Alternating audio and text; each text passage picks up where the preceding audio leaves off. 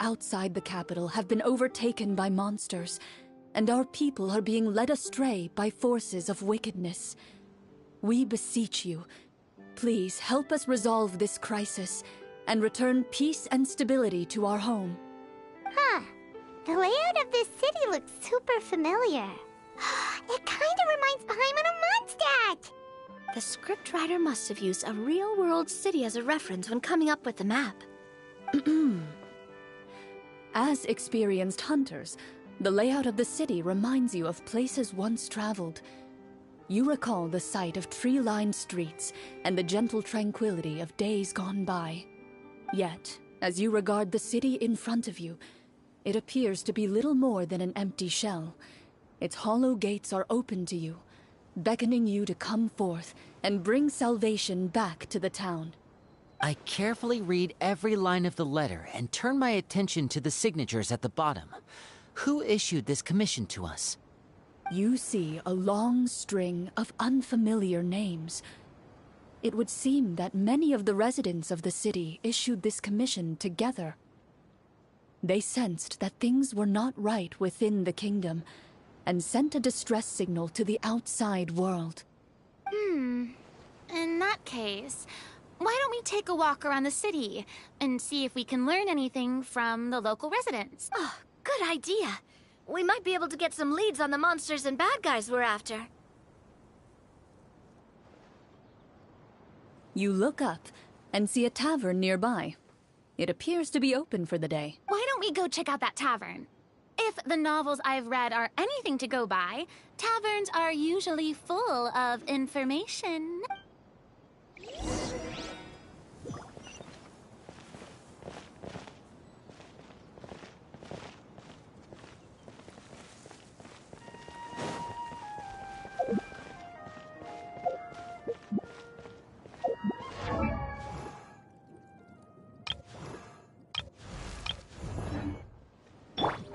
Shower me with praise!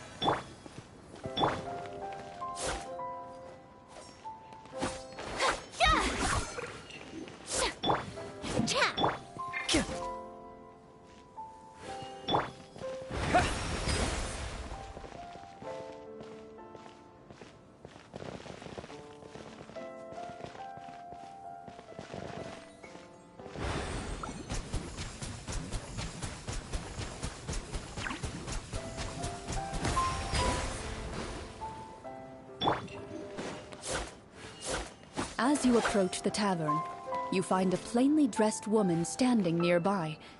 She appears to be...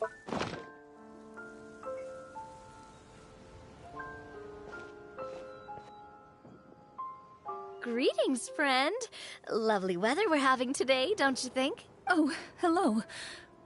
I suppose you're right. The weather today is quite lovely. If only those monsters out there would stop causing trouble. It seems like every character included in the script has a certain amount of useful information to offer. If we keep asking questions, we might be able to get some good leads. Oh, come now, don't be sad. Life is all about optimism. Oh, that reminds me. What did you have for breakfast this morning? Huh? I don't think that's the kind of question we're supposed to ask.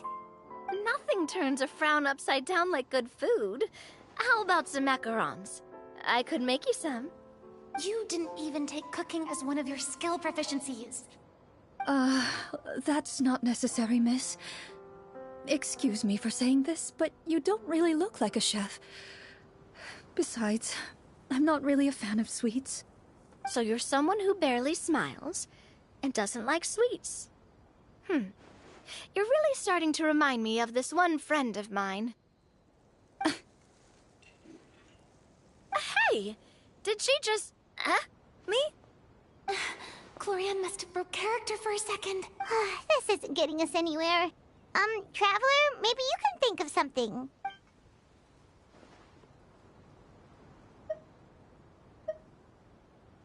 Are you sure?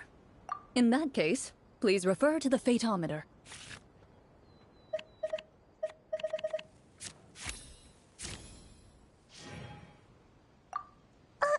We failed You remain silent as you prepare a pot and fire to use for cooking.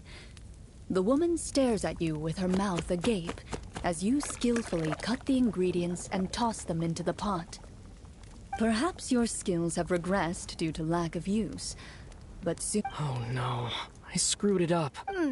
It's all black around the edges. I appreciate the thought, but I think I'll pass. Miss, we'd love to learn more about the monsters you mentioned. If you're willing to open up to us, we might just be able to help resolve the troubles you're facing.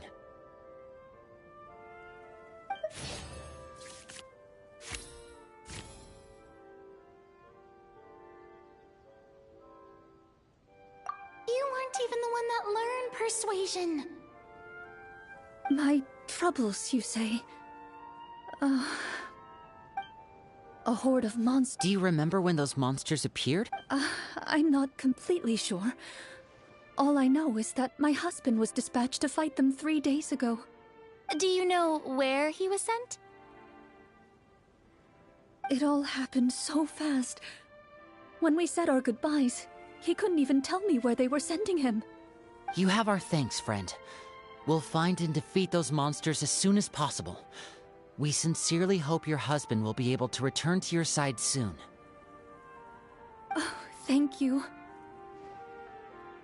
Don't worry. We'll find him. Just try to remain optimistic and wait for good news. We don't always get to choose what happens to us. But we do get to choose the little things, like what we eat and how we respond to the things life throws our way.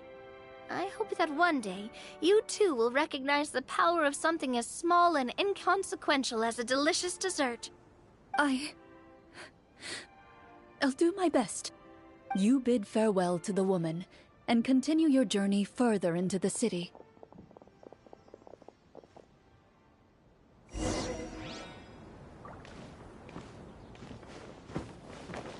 Yoo-hoo!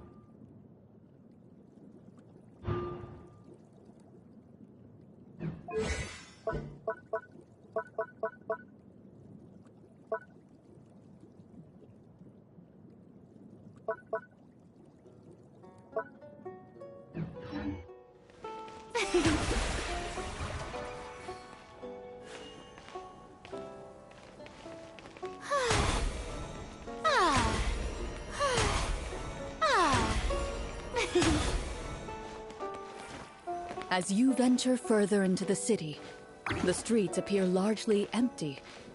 An elderly woman walks past.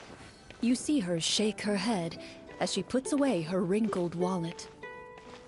A nearby merchant folds his arms and gives you a disdainful look. You get the impression that he's someone who has long gotten used to the sight before him.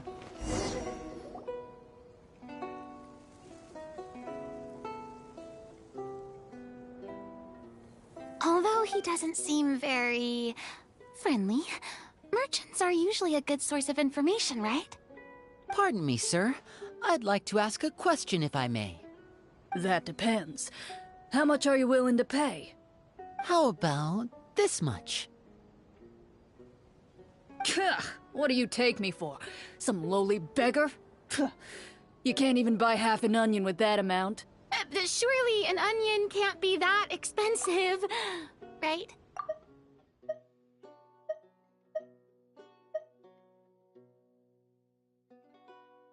What do you know? War is nearly upon us. Everything costs several times what it did before. If you're not gonna buy anything, then scram. Whoa, what a nasty guy.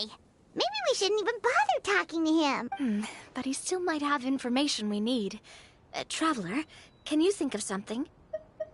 A performance? I've never played a role-playing game like this before, but even I can tell that suggestion is pretty far-fetched. Is a performance check really going to help here? Alright. Ahem. By the harbor's grace, a lone boat lies in rest. Let the moon give chase, for here begins our quest. In the dark of shadow, our heroes seek to find where creatures born of evil weave their grand design. Blocked the road does stand, such is our hunter's plight. Yet with sword and courage in hand, they march forth to pierce the night.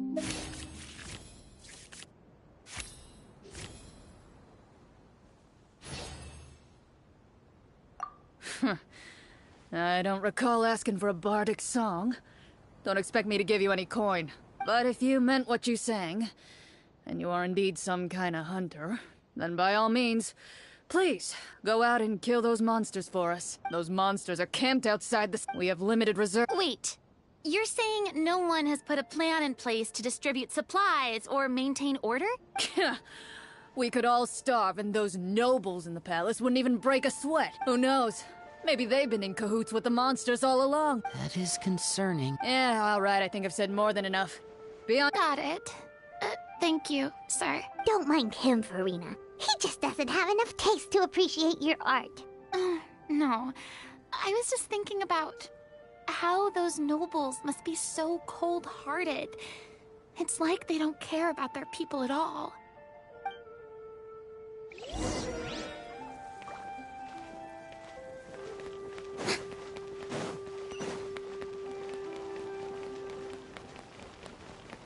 Should we try to go somewhere with more people? Oh, how about the city square? Follow me.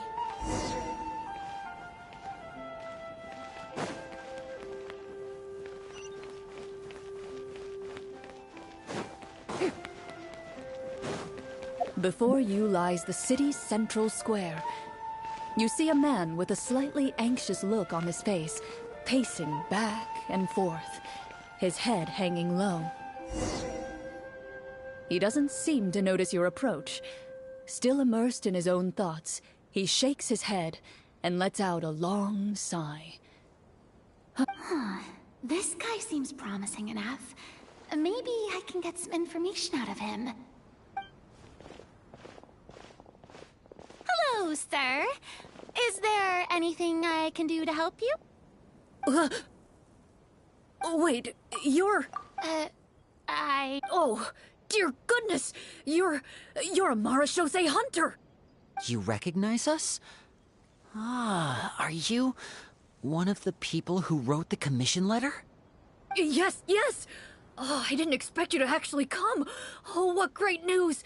The city is saved! What happened here? Alas, we once lived comfortable, carefree lives. This city used to be free of monsters. The first Marechaussee hunter, Casiodor, the Golden Hunter, he was the one who drove them back. However, monsters have once again surrounded the city. Perhaps the seal that kept them at bay has lost its power. Or perhaps an evil sorcerer has been meddling in our affairs. All I know for sure is that their return has stripped the city of any chance at peace. Are there not enough soldiers to drive them out? It's not a question of numbers. The guards simply have no idea how to deal with them. Most people my age have never even seen one of the monsters, much less been trained to fight against them. What's worse, many of us don't even know the history of the Marechaussee hunters anymore. When I was a child, though, my grandfather would tell me stories about how the Marechaussee hunters drove back the monsters. So, on the off chance that something might come of it, I decided to reach out to you. To be perfectly honest, I was starting to think all those stories were just tall tales. But now that I've seen you in person, I finally know that it was true! Well, you can rest easy, friend. The righteous and formidable Marechaussee hunters are on the case. The man is touched by your determination and resolve. His eyes begin to well with tears of relief. Still, if we are going to hunt the monsters, we need to know where to find them. Can you give us any leads? All I know is that the area outside the city is dangerous. I'm afraid I can't point you toward a specific location. Oh, although, if you leave the capital through the main gate and follow the road, you should run into a group of guards. They might know more about where to find the monsters. I see. We'll go look for them then. All right, be careful. Oh, and one last thing. The monsters outside the city are just part of the problem. There are evil sorcerers inside the city as well, so be on your guard. They're actively working with the monsters, and have corrupted the court ministers with malicious magic. They're the reason why, even inside the city, everything has been a giant mess. Even one of our kindest ministers has turned into a boorish and unreasonable figure, interested in nothing but enacting laws that exploit the people. Who knows how much longer we'll be able to go on like this. Talk about being stuck between a rock and a hard place. I feel bad for him. Maybe we should try to cheer him up?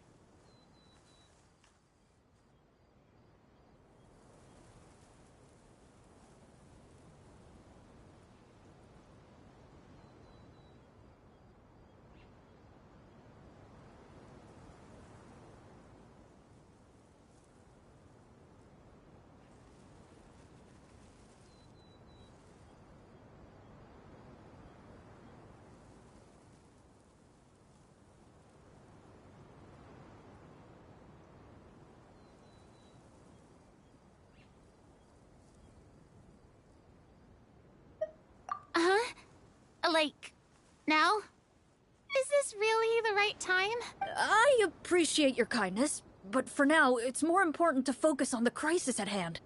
Brave hunters, I leave the future of this kingdom to you.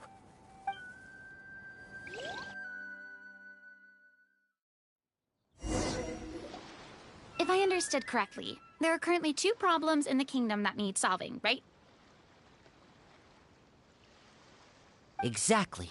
We need to defeat the monsters outside the city and take down the evil sorcerer stirring up trouble from within. But which problem should we tackle first? Well, this seems like a good moment for a break. Take some time and discuss what you want to do. Let me know when you've made your decision. I really didn't expect the people in the city to keep us at arm's length like that. I totally thought the hunters would be treated like heroes. Well, Clorinde said the script took cues from the real history of Fontaine, right? Maybe the real-life Marechaussee hunters were also treated like that. I wouldn't say it's a perfect representation of history, but there are definitely some similarities. Would you like to hear more about it? Sure. As long as it doesn't spoil anything in the script. You brought up bits and pieces of the hunter's history before, but it was all in passing. Paimon wants to know too! The hunters were super powerful, right? Were they all from a special line of supernatural beings or something? Kind of like the yokai in Inazuma? No. All Marechaussee hunters were ordinary mortal fighters. The only thing that set them apart were the special sword techniques passed down over the centuries. Huh? So you mean anyone could become a Marechaussee hunter? In theory, yes. All you would need to do is survive the rigorous training and master the swordsmanship techniques required to fight the monsters. Still, most people dropped out at the early stages, and others called it quits the minute they saw a monster in person. To become a hunter, you must be strong in both body and mind. What kind of monsters did the hunters fight exactly? Oh, and the evil sorcerer the script mentions. Did they exist in real life too? The land of Fontaine once played host to an ancient dynasty known as Remuria. After that dynasty fell, monsters began to appear, intent on obstructing humans from establishing a new social order. One of the ancient sorcerers of Remuria used his power to assemble a formidable army of golems. He sought to use that force to establish himself as king. Now wait a second. Don't tell me that guy was the inspiration for the evil sorcerer in the script. We still haven't found any in-game information on him yet. So, why don't you talk about someone else for now? Well, I wasn't planning on going into anything you might be able to find out in the game. But if you want me to talk about something else, then... How about Casiodor, the Golden Hunter? Or Egeria, the ex-Hydro Archon? Wait, but those people are all from a super long time ago. Where did you learn all this, Clorinde? From my master. Huh. By master, you mean Miss Petronia? Someone you know? Absolutely. Miss Petronia and my father were good friends. Back in the day, she would often bring Clorinde over to play, but then... Let's not get off topic. Anyway, back to what I was saying. Responding to Egeria's call, a number of warriors followed Casiodor into battle against the monsters. This group of warriors, under Casiodor's leadership, became known as the Marechaussee Hunters. Yet, as Fontaine entered an era of peace, their work gradually became obsolete. The Marechaussee Phantom, originally an association made up of hunters, eventually came to be predominantly comprised of Melusines. Ah, I see. That explains why most of the people in the script have forgotten the hunters or think of them as nothing more than a legend. Is that really a bad thing, though? It can get tough always being the one shouldering everyone's expectations. Depends on who you ask, I suppose. If the name of the organization no longer commands respect, investigative work is bound to suffer. Speaking of investigations, which problem should we tackle first? Monsters or evil sorcerer? I vote monsters. That's the main duty of the hunters, right? We can come back to the sorcerer later. Well said, Miss Farina. Plus, if the sorcerers really are the masterminds behind this whole thing, defeating the monsters could give us some clues on their intentions as well. What about you, partner? What do you think?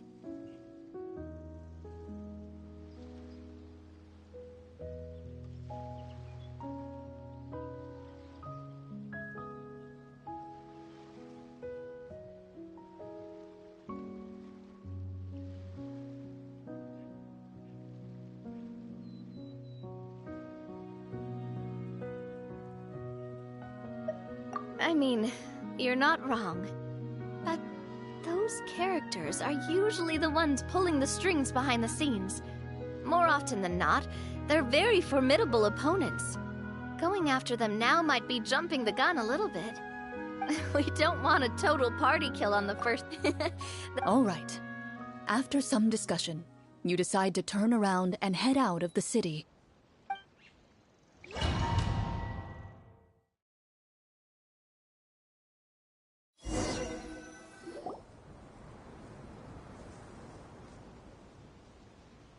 Let's take a look around, like that guy said.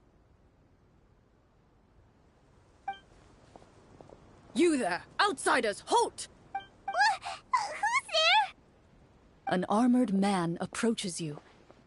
He has a tall, muscular build and a determined expression in his eyes. Just one look, and you can tell he's fought in his fair share of battles. Although he's trying his best to conceal his current state, his uneven gait and the sweat dripping down his forehead make it obvious that he's been wounded and is in serious pain. I'm the captain of the guard.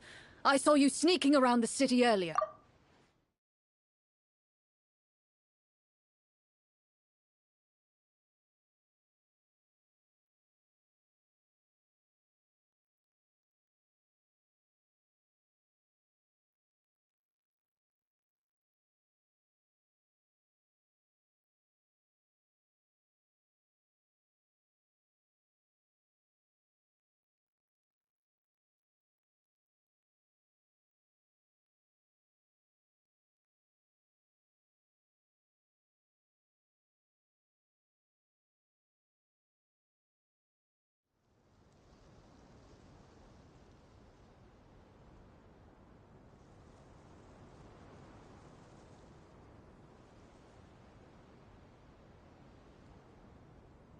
state your purpose, or it's off to the dungeons for the lot of you.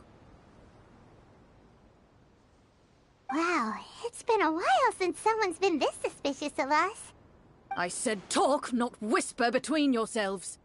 Have you ever heard of the Marchese Hunters?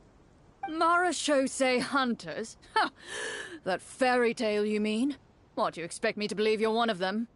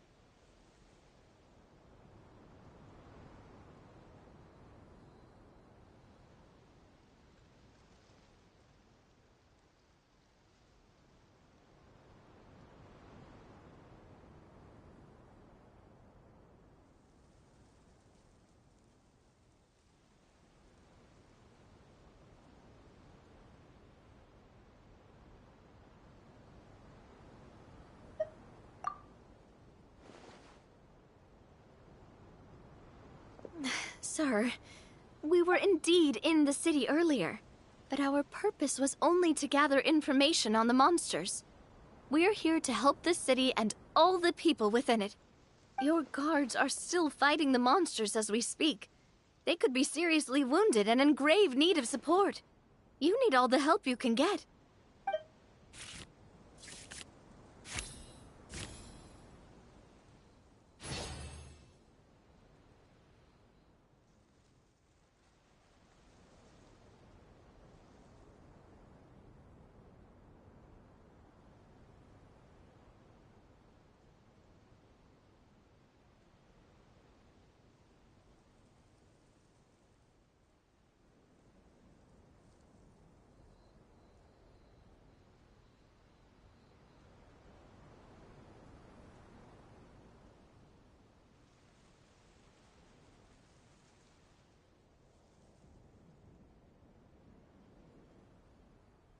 The man regards you with doubt and concern.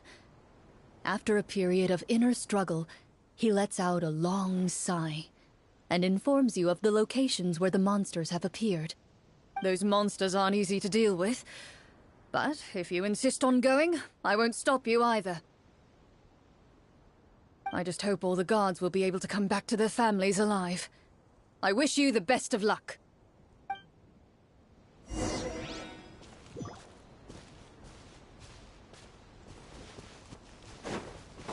Based on what the captain said, the monster should be right up ahead.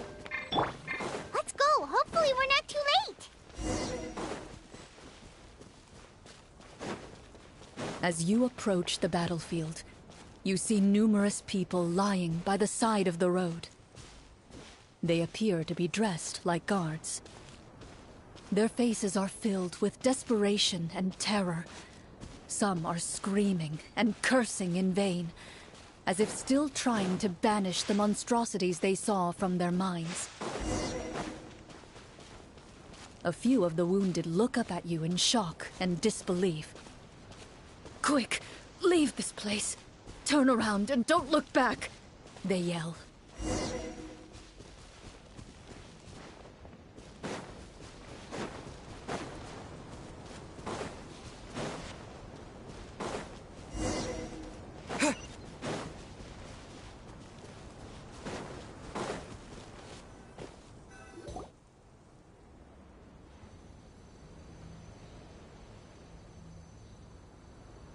This is the place he mentioned, right? You see broken iron swords scattered all around you, and downed trees riddled with terrifying claw marks. All the signs point to one thing. A truly devastating battle just took place here. Be on your guard, everyone. The monsters might still be around. Before you can finish your sentence, you hear rustling sounds from the surrounding bushes. The monsters have emerged. They close in on you without fear.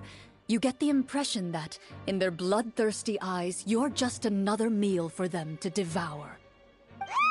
A little help here! This thing wants to eat Paimon! Your battle round begins now.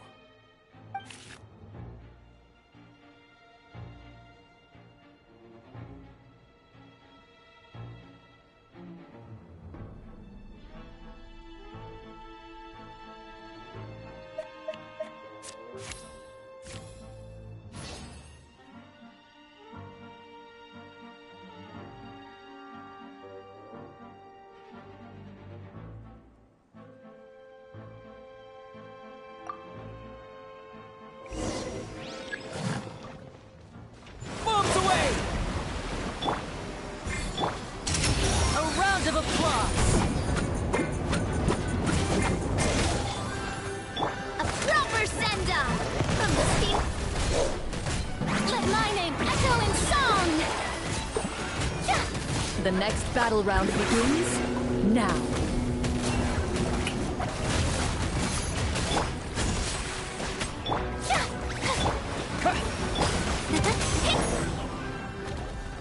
The monsters let out a terrifying roar of anger and resentment before dissipating into thin air. Oh, thank goodness it's over. We're lucky the Marashose Hunter class came with all those preset skill points. Otherwise, we would have been in some real trouble. I never knew the Fatometer even determines the amount of damage you inflict. If you get unlucky, isn't it just game over right then and there? That's part of the fun. The uncertainty of fate is what gives these games their appeal. Just as you begin to celebrate your victory, a suspicious lump on the ground catches your attention. A suspicious lump. Wait, could it be the thing that appears after every battle? I walk up to it, crouch down, and begin to carefully examine it. I've still got my right glove on, so it should be fine for me to touch it, right? As you investigate the mound, you discover that the exposed portion appears to be made of wood. It was previously obscured by the large form of the monsters. With the monsters gone, the small protrusion now awaits your discovery, poking out of the ground like a shy flower bud. Whoa, it's a treasure chest!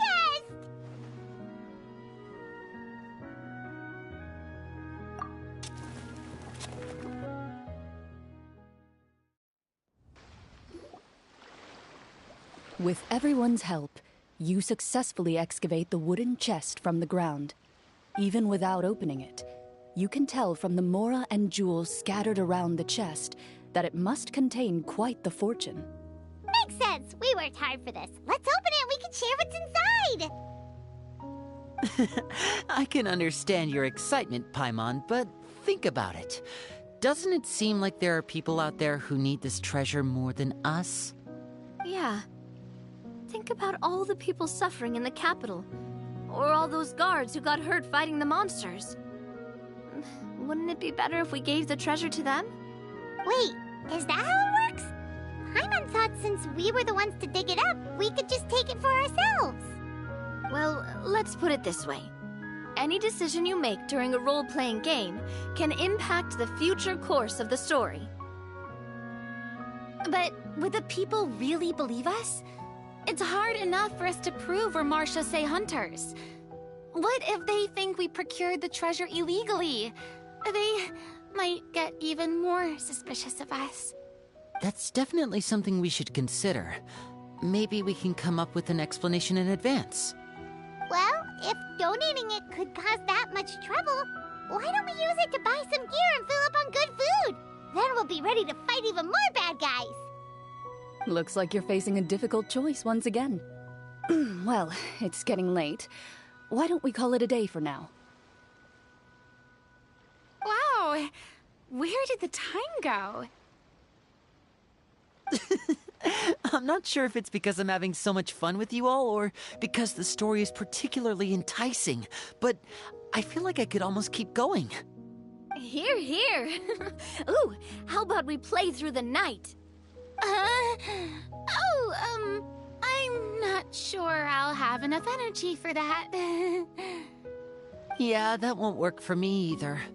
Lynette will give me an earful if I get home too late. I understand how you feel, Navia, but we have to change venues for the next part of the story anyway. Huh? Another location?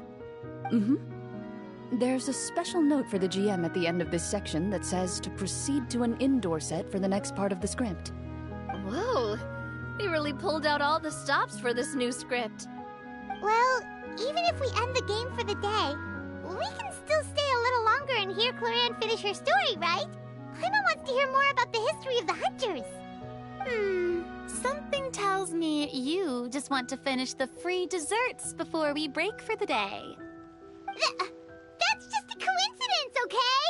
Besides, to Paimon, not finishing free food feels even worse than having to buy her own. And anyway, Paimon really does want to hear more about Clorinde's master. Well...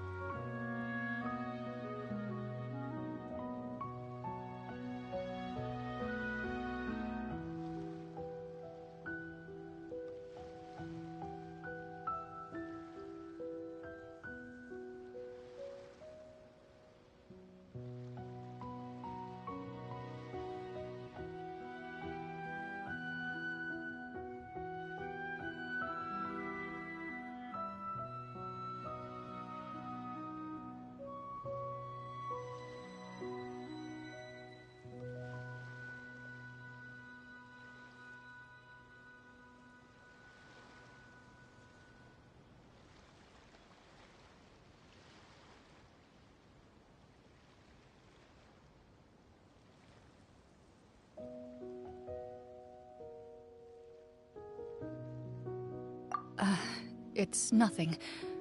I appreciate the concern, but it's all in the past. It won't do any harm to share these things now.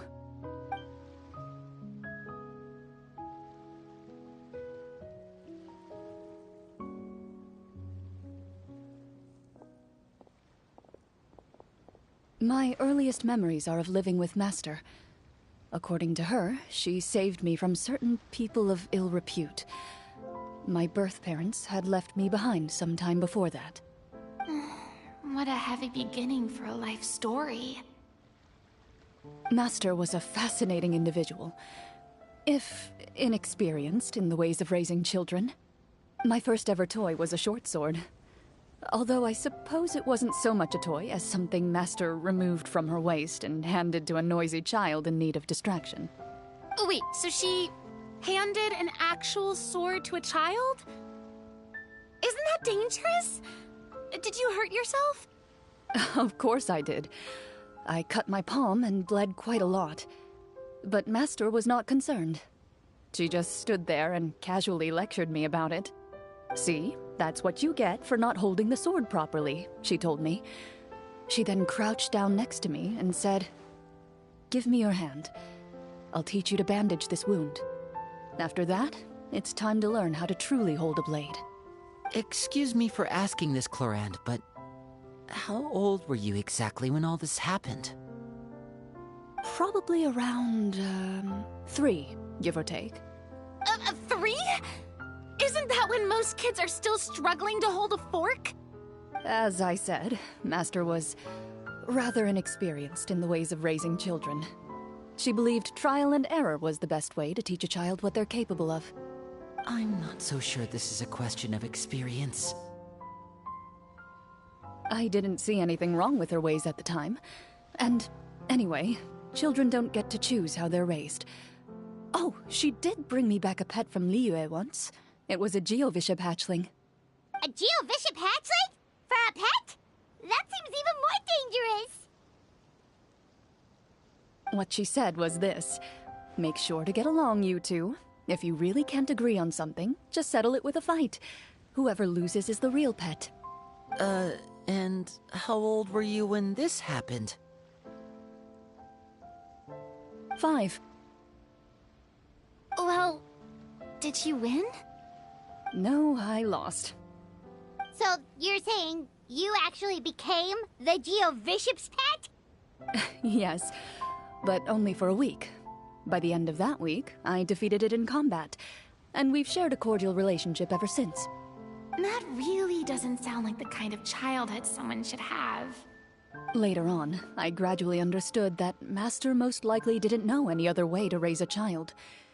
She was a Marachose hunter, but I never heard her bring up her own parents. Thanks to her, I learned how to navigate the forest by the age of 6, and could hunt monsters in the wild by myself the year after that. Even though the training she subjected me to was strict, she always made sure to take me traveling when she had the time. We met many of her friends during those days. That was also how I met Mr. Callis and his family. I still remember the first time we met. You were too scared to join our picnic and hid behind Ms. Petronia the whole time. I still hadn't really met many children my age at that time, so I didn't know how to interact with others. After that, though, you started coming over a lot. You loved challenging people to shooting competitions, remember? I don't think many members of the Spina ever beat you in one of those. I had a lot of fun during those days. I enjoyed them too. Oh, do you remember that one time we went exploring around the Spina together? We overheard Papa call your master Fontaine's Protector of Justice. We tried to pretend like we never heard anything, but you nearly let it slip that one time.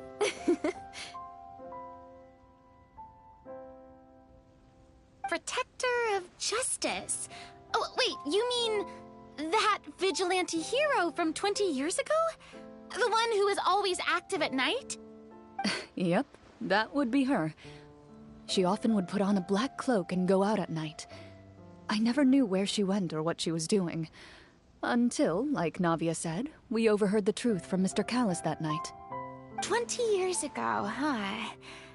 I still remember the guards leaving all kinds of witness reports about her on Nervalette's desk.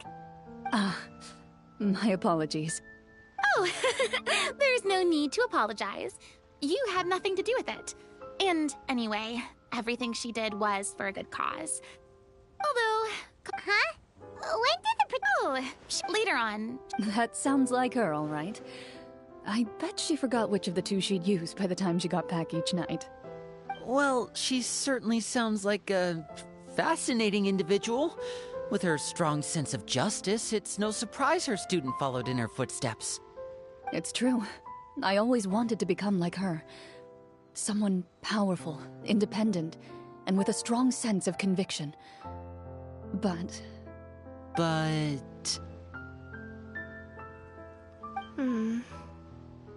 She suddenly disappeared the night I turned 10 years old. disappeared?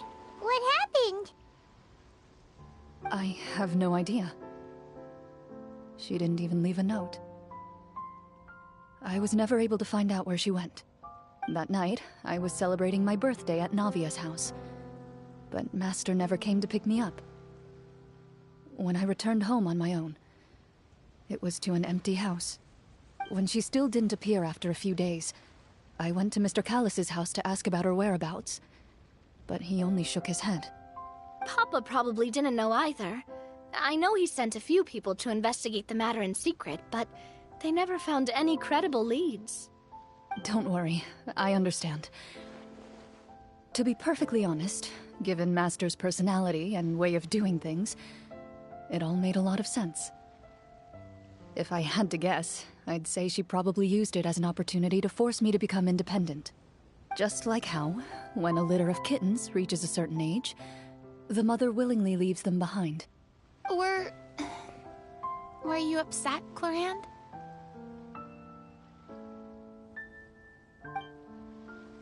I was at first, but not anymore. I don't believe Master would suddenly disappear for no reason. There must have been something she just had to do. Well, despite everything, you still managed to follow in her footsteps and become the greatest champion duelist in all of Fontaine. You're practically a living symbol of law and justice. I suspect my position would be far too by the books for her. Master always did whatever she pleased. But you're right. I suppose I do take after her in some ways. Who knew Clorinde had such an interesting past? I never had the chance to ask her about it before. And I wonder... if Clorinde's master were the champion duelist back then, would that duel against Mr. Callus have gone differently? Oh no. Judging by the atmosphere, Clorinde and Navia are probably thinking something similar. The mood just got super awkward all of a sudden. Well, anyway... would you look at the time? It's getting dark, so we should probably call it a day for real this time. If we keep talking like this, we really will be here all night. I had a great time today, Miss Clorinde. Thank you for being our GM. Anytime. The script was good, but I've got to say, your childhood stories were even better. Hey, you should tell us more about that fight against the Geo-Bishop sometime.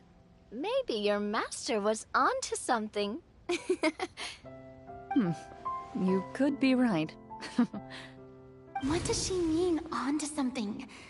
I certainly don't know any 5-year-olds who want to fight a bishop in their spare time.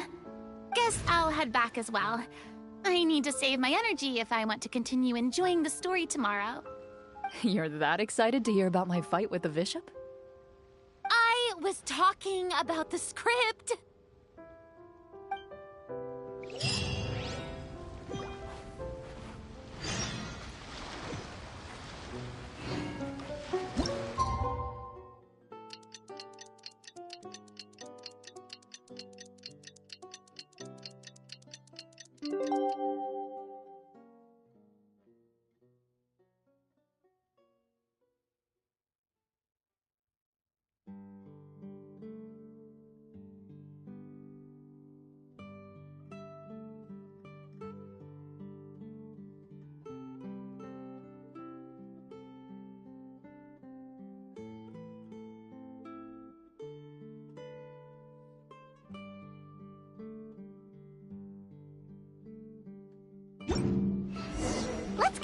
with the group. Paimon's really looking forward to today's story.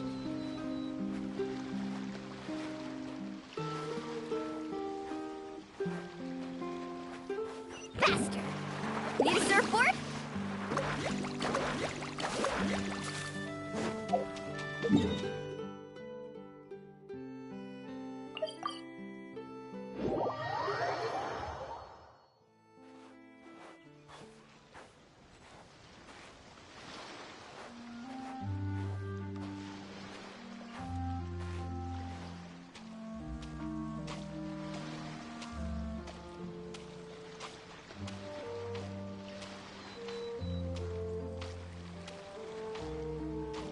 Let's ride!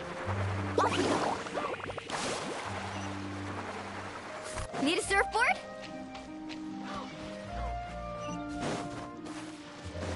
Faster!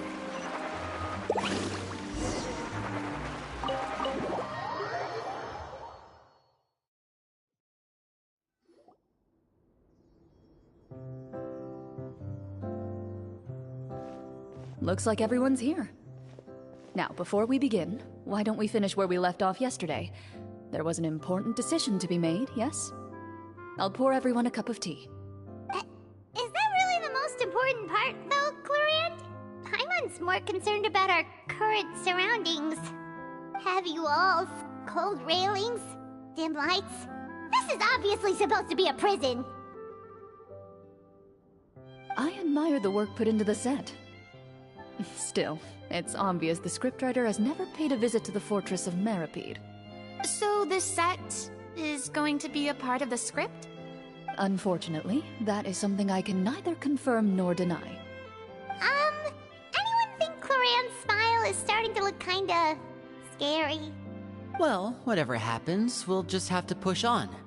But first, we should really figure out what to do with this treasure. If we're worried about arousing suspicion because of our identity, why don't we give ourselves a different name, just like Clorinde's master did? Yeah, it might be better to keep a low profile. As long as we're helping people, it doesn't matter who we are or what we're called. Staring at me won't get you anywhere. Or did you want some more tea? Oh, Paimon's good. Thanks. Why aren't you saying anything, Navia? Wait, what's that next to you? Oh, this... Huh. Well, I made sure to take good care of it, considering the circumstances in which you gave it to me. Of course I had to keep it safe. Anyway, where were we? Oh, right. I was just thinking about all the potential ways for us to break out of prison. We could dig a tunnel, or try to bribe the guards. Wait, we haven't been thrown into prison yet, have we? Well, it's only a matter of time. It pays to be prepared. Just like how you should always have an umbrella on hand, even when it's sunny. All right, Paimon's made up her mind. Let's just give the treasure away. Paimon may have wanted to keep it, but if it's going to land us in prison... So, you've reached an agreement? All right then, we can continue with the story. Oh, and we'll collect all the scattered pieces of treasure on the ground as well. All right. You collect the treasure and make your way back to the capital with your bag of loot in hand.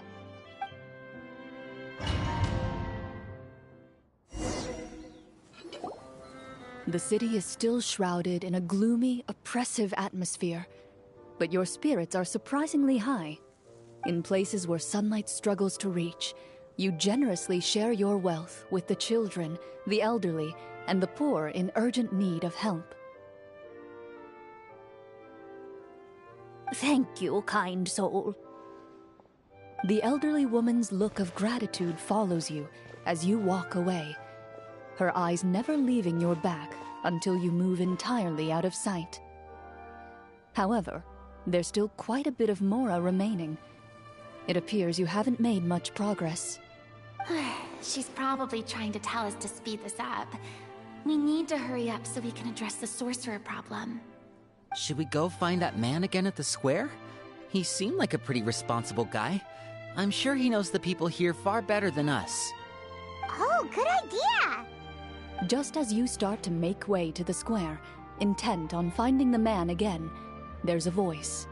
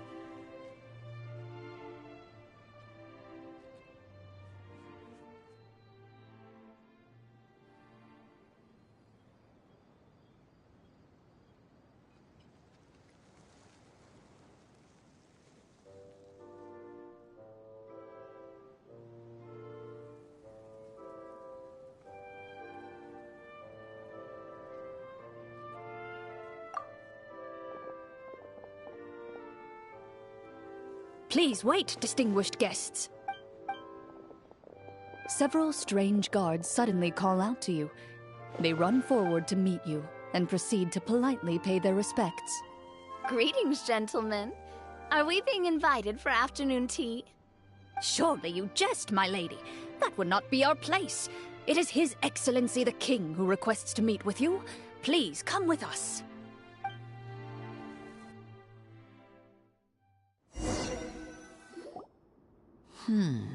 Do you think this could be a trap? Well, we have to investigate the court at some point, right?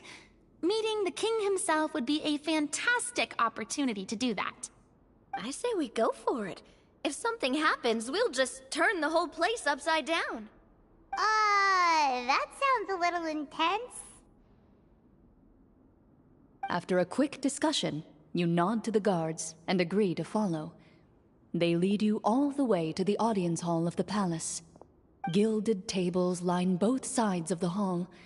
The space itself is adorned with all manner of expensive antiques, glass shelves, and silver candlesticks. The items appear quite ordinary in size and dimension, yet their presence somehow makes the emptiness of the hall feel even more surreal and ominous. Wow, it's so luxurious! The elderly king, clad in a magnificent robe, sits upon the deep crimson throne before you. He wears above his head a majestic crown, with a gemstone the size of a bird's egg set right at the very front. As you observe it, you see a complex pattern of light reflect off its surface. They're here, Your Majesty. A man dressed in dark clothes, likely a minister, shields his mouth with his hands and bends down to whisper a few words to the king. After a moment, He lowers his hands and stands back up. His gaze shifts to fixate on your group, but he does not move from his place at the king's side. The king does not appear entirely aware of his surroundings. The man by his side, though, we should keep a close eye on him. The king remains still and says nothing. The minister is the one who speaks. Esteemed guests, allow me to thank you for coming to our faraway kingdom. Unfortunately, His Majesty the King finds himself quite exhausted from work. So please allow me, his Prime Minister, to welcome you in his stead.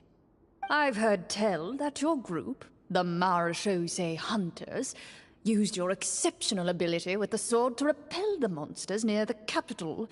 Such a great deed deserves to be rewarded.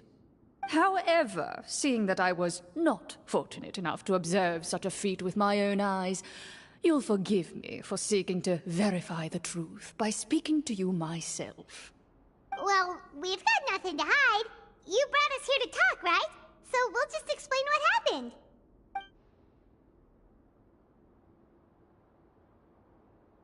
The golem's blades were so powerful, they could cut down trees in a single swipe! It took a lot of effort to defeat them, even for trained swordsmen like us.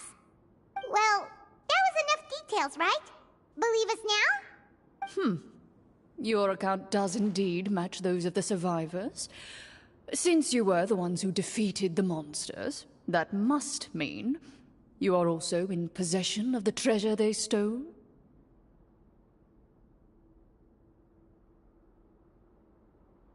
Well, we did take the treasure, but... How did he know about the treasure?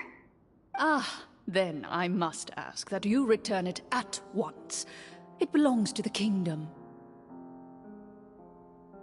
Wait, but didn't you just say that our great deed deserved a reward? Shouldn't the treasure be considered a part of that? Yes, that was indeed what I said. But you seem to have forgotten a very important distinction. Only that which is freely given by the king can be considered a reward. Taking the rightful wealth of a kingdom without said permission, on the other hand, is a crime. But that's completely unreasonable! Yeah, that makes no sense! If it weren't for us, the treasure would still be buried underground somewhere! Maybe so, yet the fact remains. You tried to dispose of the treasure without reporting it to the court and without receiving permission, yes? What, no answer? Surely you're not insinuating that you, a group of legendary Marechaussee hunters, sought to take the treasure for yourselves? Well, what about the king? Is he just gonna let this guy talk for him the whole time? Clad in his magnificent robe, the king remains seated, with his hands resting on either side of the throne. His posture is rigid and unmoving. He stares forward with an empty look in his eyes, completely unmoved by the events before him. From the look of things, could the Prime Minister be the evil sorcerer? Or could both the King and the Prime Minister have fallen under the evil sorcerer's control?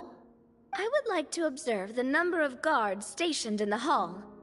The guards in the palace appear fully armed, their expressions solemn. Sensing the tense atmosphere in the room, they stand at the ready, each with a hand placed upon the hilt of their sword, as if prepared to draw their weapons and surround you at a moment's notice. Well, there goes my plan to turn the whole place upside down, I guess. It appears we've been visited by nothing more than a group of ill-intentioned imposters. What a pity. Guards, take them away and throw them in the dungeons. Before I decide your fate, however, I must first determine whether you have any accomplices outside the court. Can't we try to slip away? Or maybe start some kind of riot? But if we try to fight the guards right now... Don't worry. At least we figured out who's behind all this. Let's just play it by ear. If you're scared, Paimon, just hold my hand.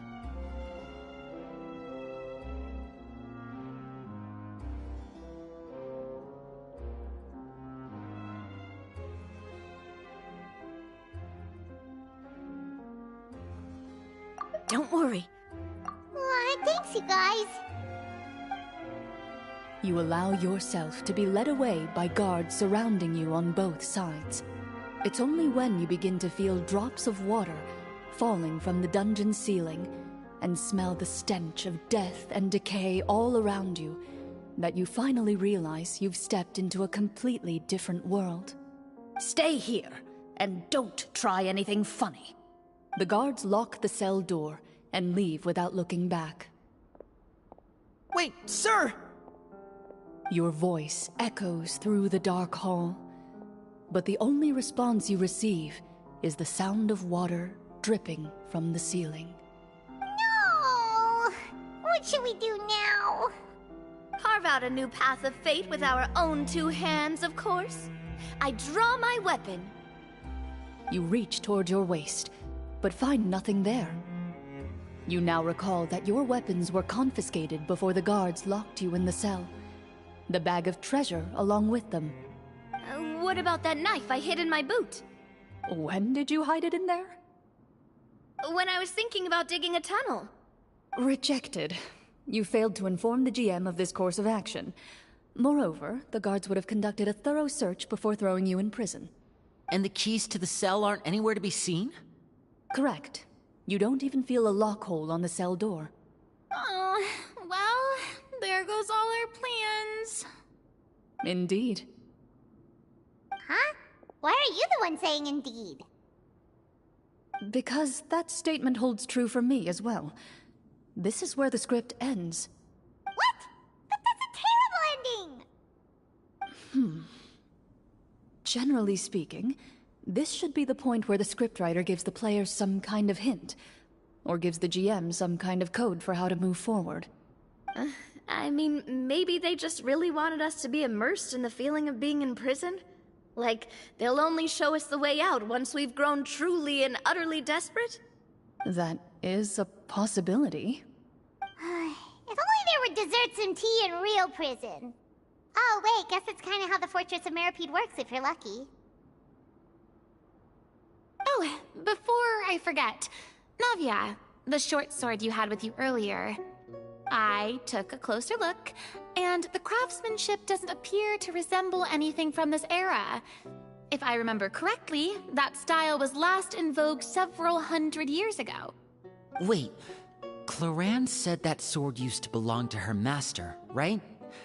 Does that mean her master has been alive that long? I doubt it. The way she went about things often made her seem childish more than anything. I'd say the sword was most likely an heirloom passed down over time. Hang on. A precious heirloom passed down to you by your master. And you gave it to me just like that? You weren't worried I might lose it? Master left many things to me when she disappeared. There was the sword, an old key, and a good amount of junk she probably just didn't want to take with her. I gave you the sword back then, because I didn't want our friendship to end. Wait, when did this happen exactly? After the duel. Between Mr. Callis and myself. Before that, Clorinde would have meals with us and even stay over at the Spina some days. She was on great terms with Papa as well. After the duel, though, there was a period of time where we simply didn't know how to face each other. She entrusted this sword to me, and never came back. We were both sad, and conflicted, and totally overthinking everything as a result. Whenever I looked at this sword, I couldn't help but wonder if Miss Petronia had never introduced us to each other at that picnic. Maybe part of the sadness I was feeling could have been avoided. Back then, it felt like I hadn't just lost a father, but a close friend as well. No one can change the past. The most important thing is that you two found your way back to each other and can enjoy things like this together. Yep, you're right. I'm sorry, you two. I didn't mean to bring up any sad memories. Think nothing of it. No one here is at fault.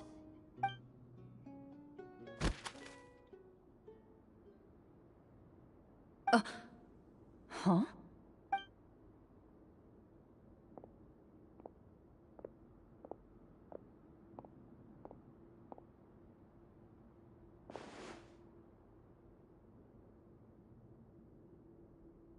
Oh, looks like the next part of our script is here. Perfect timing. The situation was really starting to get desperate. And not just because of the prison thing. From Clorinde's face, I really can't tell if it's good news or bad news.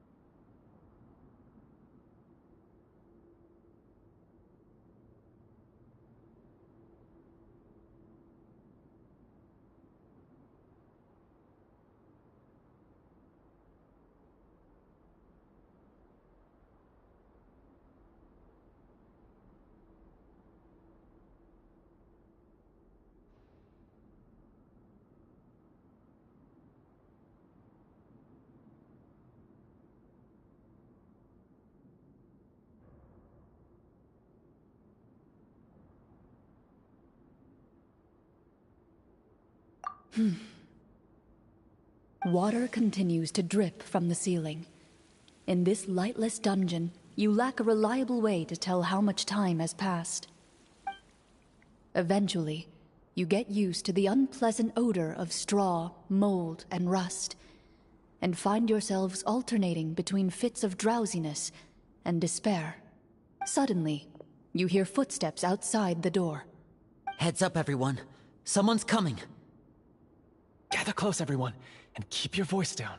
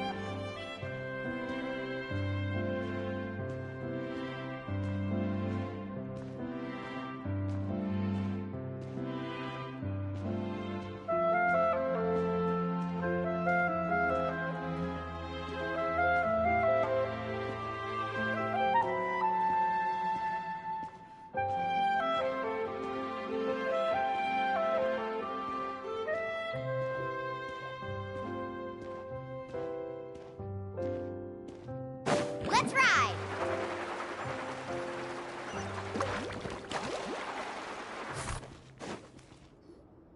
Who are you?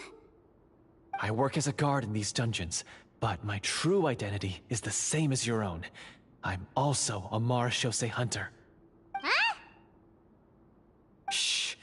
I've already sent away the other guards, but if we make too much noise... I understand, but how can we be sure we can trust you? The king has issued a formal decree. In light of the irrefutable proof of your crime, you're to be executed before tomorrow's sunrise. If you want to escape, it has to be now. Executed? We barely did anything! Monsters appearing at the same location as the treasure. Could this entire thing have been a trap? There will be time for speculation once we're out of here. As for my identity, I have no way to prove that to you just yet. Infiltrating the capital was difficult, and finding a chance to speak with you has taken a lot out of me. I could go on, but I think we can all agree that now is not the time for details.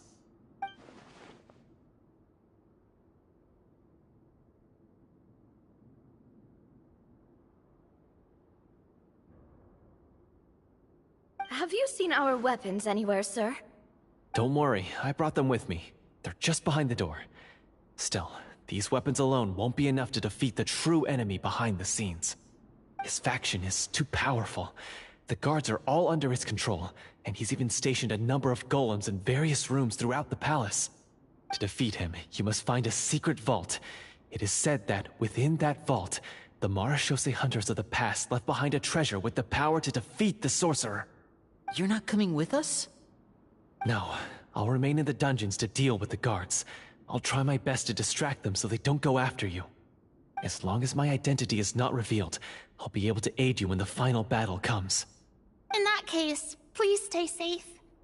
Thank you for your concern. I will do my utmost. As for the location of the vault, here, this map should lead you there.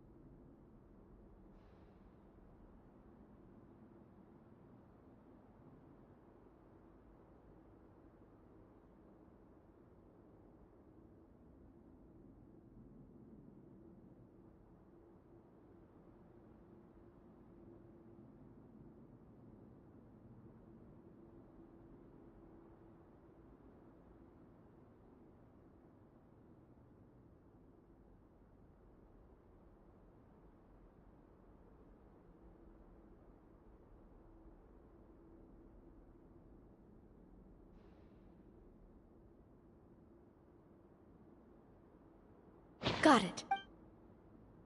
All right, once I open the door, remember to stick close and refrain from making any noise. I'll lead you out of here as quickly as possible. You now have the chance to restore the honor and legacy of the Marachose hunters.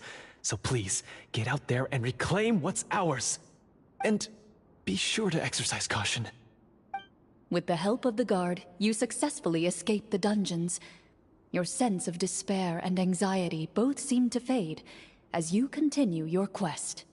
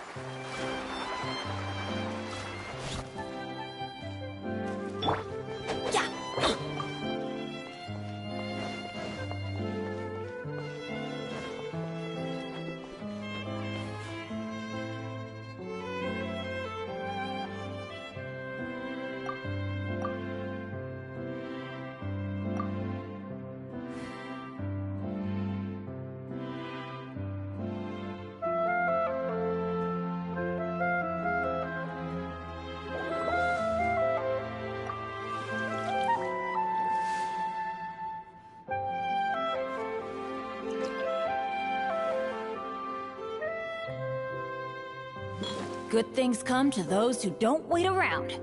That's what they say anyway. Knowing my luck, the opposite is probably true for me. Watch out!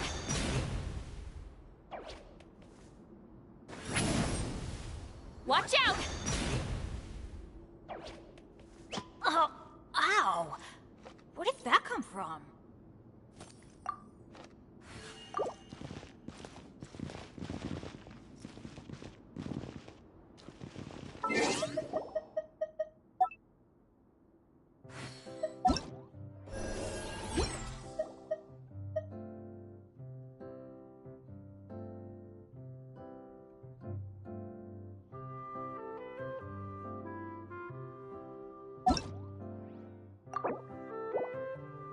Benny's adventure team?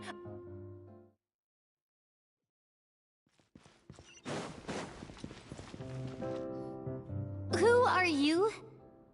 I work as a guard in these dungeons, but my true identity is the same as your own. I'm also a Marechaussee hunter. Huh? Shh. I've already sent away the other guards, but if we make too much noise... I understand, but how can we be sure we can trust you? The king has issued a formal decree. In light of the irrefutable proof of your crime, you're to be executed before tomorrow's sunrise. If you want to escape, it has to be now. Executed? We barely did anything! Monsters appearing at the same location as the treasure.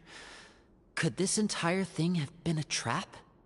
There will be time for speculation once we're out of here. As for my identity, I have no way to prove that to you just yet. Infiltrating the capital was difficult, and finding a chance to speak with you has taken a lot out of me. I could go on, but I think we can all agree that now is not the time for details.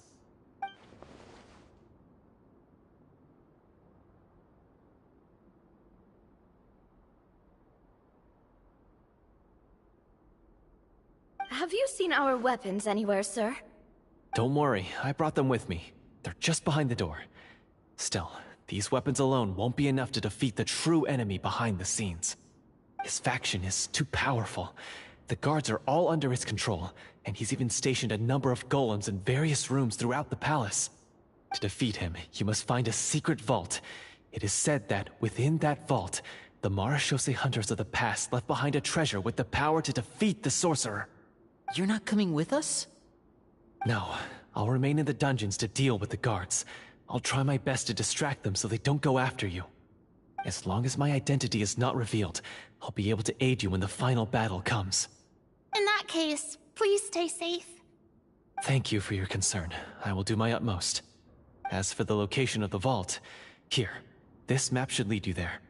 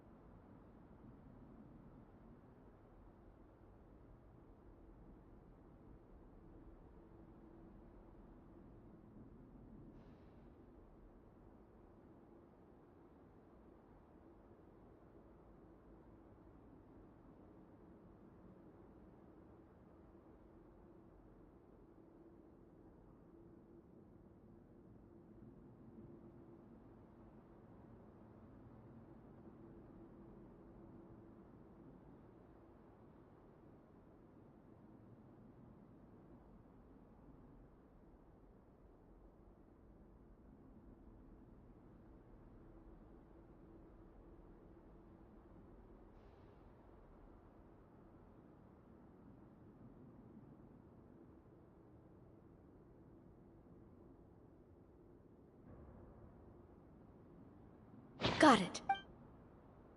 All right, once I open the door, remember to stick close and refrain from making any noise. I'll lead you out of here as quickly as possible.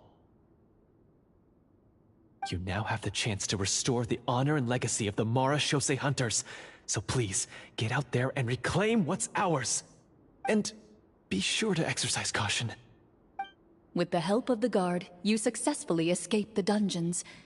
Your sense of despair and anxiety both seem to fade as you continue your quest.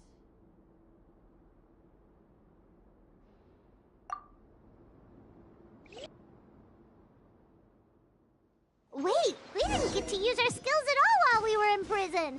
Who knows when we're gonna get the chance to use that cool summon spell?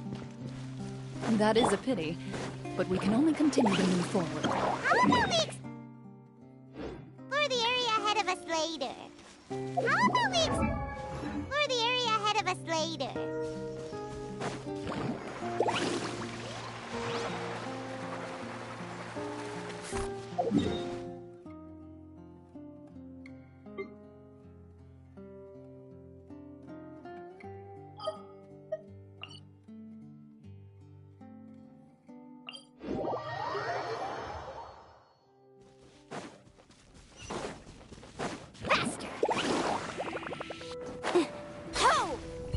Turn that frown upside down.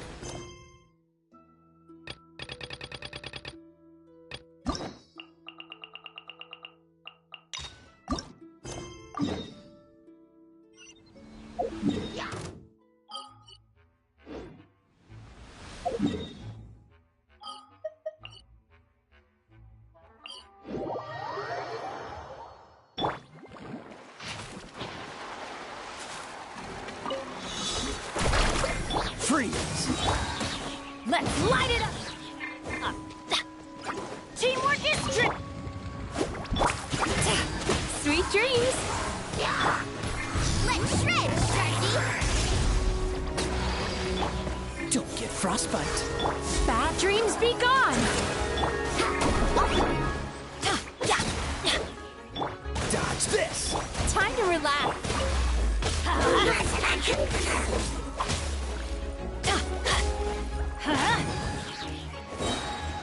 I'm going in! Let's ride! Turn that...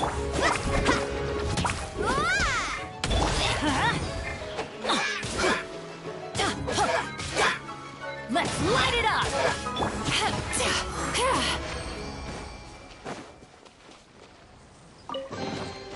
Sometimes the best medicine is a little extra more in your pocket.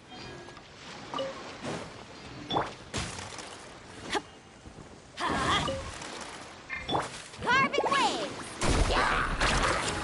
Freeze! Time to... What's the hurry?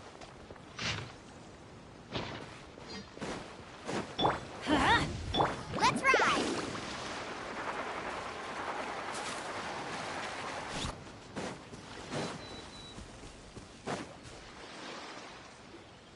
This should be the place marked on the map. This bit of Well, Wow. Before you... Well, get...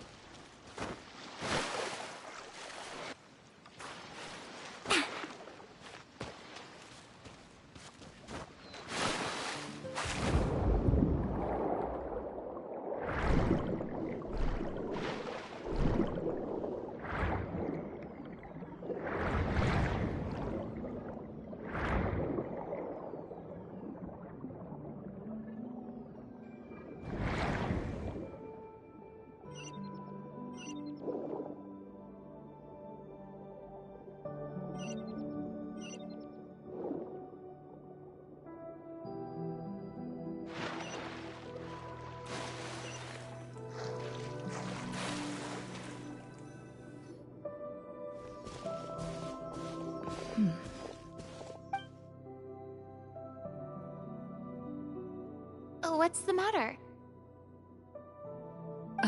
It's nothing. As you step into the cave, you find yourself in an eerily quiet space. Before you lies a narrow passageway that appears to trail off endlessly into the distance.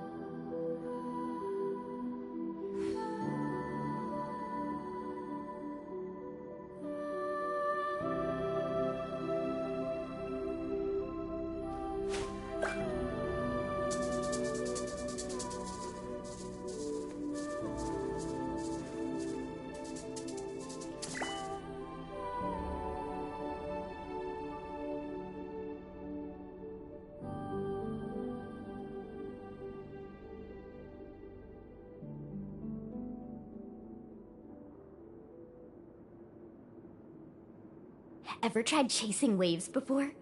You wanna try? Well, come on, no time like the present. I'll help you find the closest beach. Woo! Whoa! Whoa! Ah. Whew. Faster!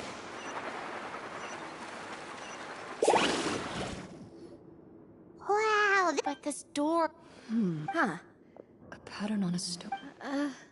Is something wrong? After a long, difficult journey, your surroundings are... We're doing this for the sake of the people. Linny's right. We need to... The next part of the... Yes. Something...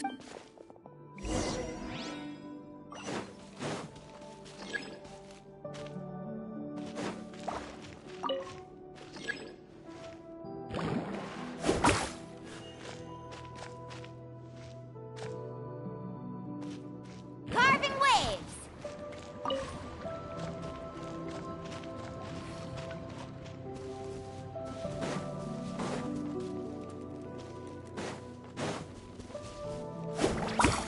I found something! Found something here, too.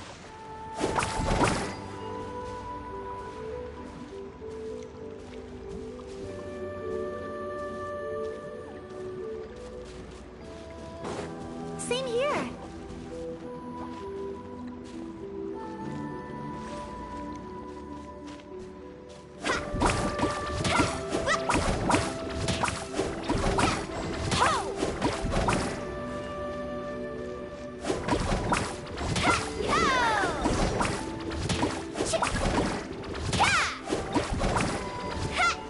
Need a surfboard?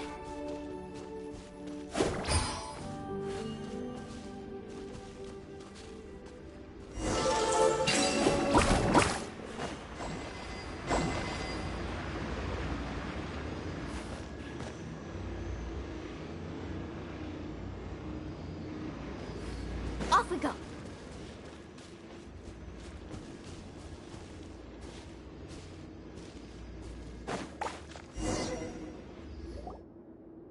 It worked!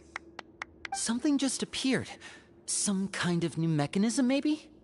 By solving the puzzles, you prove yourself at the end of With... a key. Oh, it must be the key to the big... This is one of the Marechaussee Hunter keys that are passed down from generation to generation. It is said that Huh? You hear a few strange noises. Huh? What's going on? For the sake of But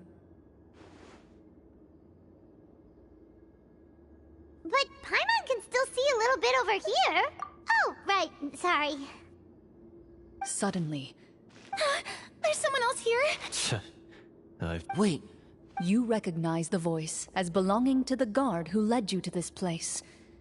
It appears he now... Oh, so this is just part of the script. Well, if we can't see anything, that means we can't fight to the fullest of our abilities. Should we retreat for now? Judging by the way he's holding his sword, he must be a real Marechaussee Hunter. Retreat? That's not the Hunter way. If it's dark for us, then it's dark for him. We choose to fight. Your choice is noted. You got it. Well then.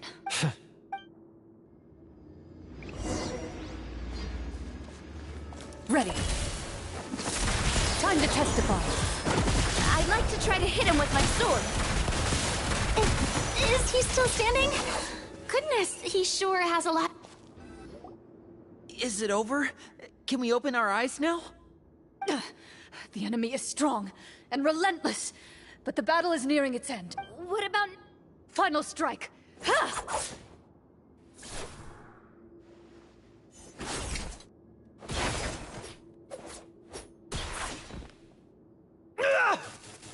Oh, well, did we... Warm fire flickers across the walls once more. Your vision is now clear. In an impressive that look in his eyes. Huh? Oh, wait. Speak your name, guard. Why is this treasure really more important to you than bringing peace to the kingdom? What kingdom? What peace? Those were nothing but lies! I, Florian, am— So he's also— Then, I mean, What do you know? What's that My skills were and what did he get in return? A life of poverty and pain. The Marashose hunters were— Is he talking? So that's what. if you already knew where the— Because Only a true Marashose, as someone who saw— Okay. You're sure. We've been talking about it for so long, of course. And we've already defeated Florian, right? What you... Then let's open the door together. All right.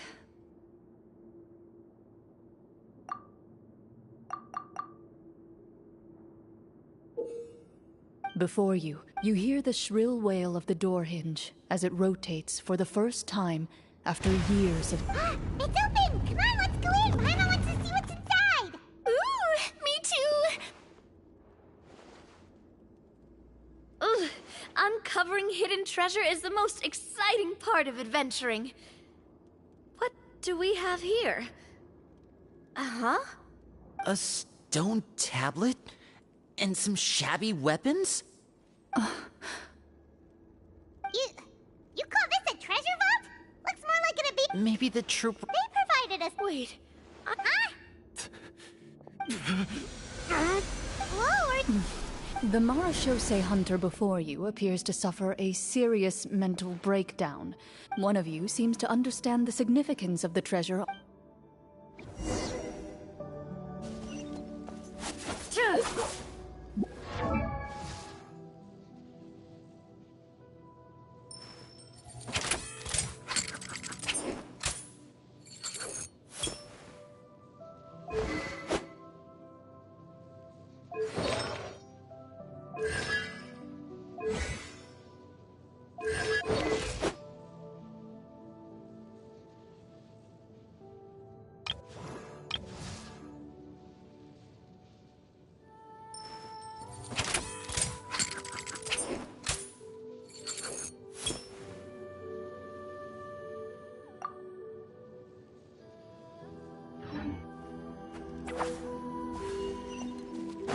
Into the shadows.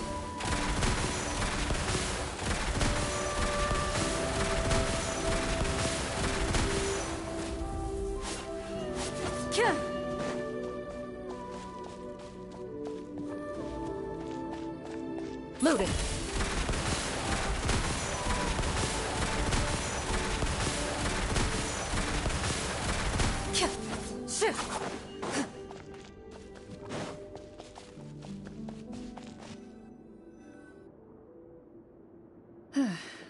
So, how are you doing? Do you remember how you... I remember now. I brought you here because I wanted to... The explosives in the cave!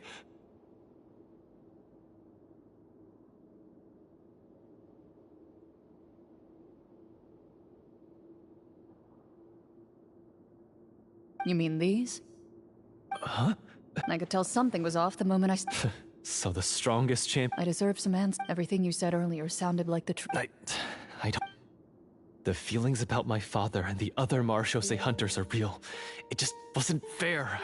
I don't know when. But if the treasure was all... I... From your description, I suspect you were dealing with a devorator.